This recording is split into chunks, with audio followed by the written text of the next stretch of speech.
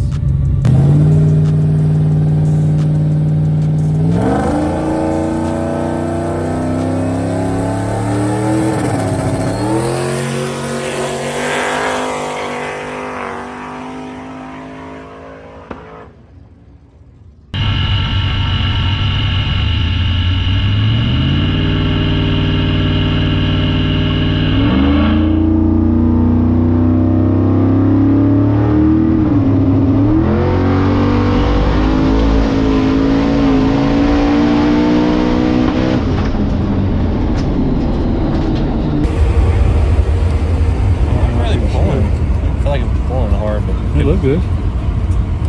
580. That's it? Yeah. Look better than that. It's cam sync. Camera crank sync. Look, syncing. On the top end? Uh-huh. Right there.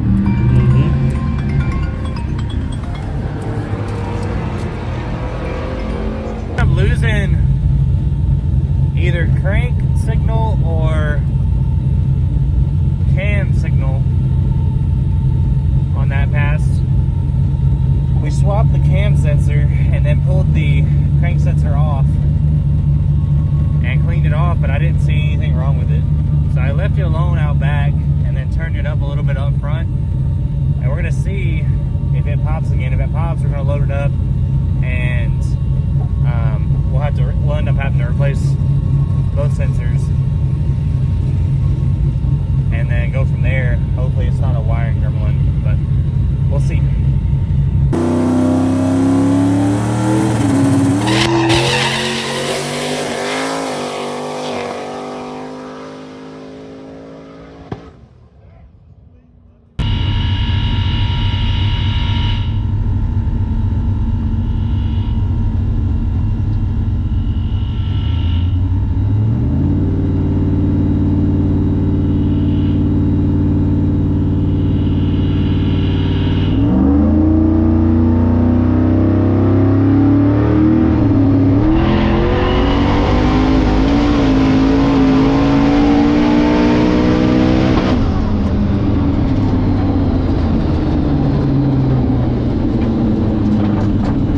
Get a new crank sensor for it. They could have tore it up whenever it popped the last time because it popped a whole lot worse. But we're gonna keep. I'd get new cranky cam sensor. Yeah, we'll get both, and then we'll have to go test. I'll have to take Friday off from work. I have to go test. I gotta go test somewhere. We gotta get that figured out. Yeah, we gotta get that figured out before we go War in the Woods. Yeah. Felt a whole lot better, but Good. it was all over the tire. Well, such this track. The only good spot on it is right there with about a foot from the edge of the. Yeah, That's the only good spot. it's driving straight though, Yeah, and it's making power. Yeah. And we went right at what I've been here at in the 60 foot on a testing 2 night, and that was at a race. So a whole lot of street tires going down, and a whole lot of street tires went down right before me. So That's all that went down before you. yeah, but it was just all over it, all over the tire. I can hear traction control. The tricky part about this big turbo too is I can see it in the data log when it's pulling timing, it's adding boost. So like when it might make an instant change, but it has a whole lot more power right after it, you know. So we'll see. This is one of Force Induction's No Time 98s. It is a 115 AR.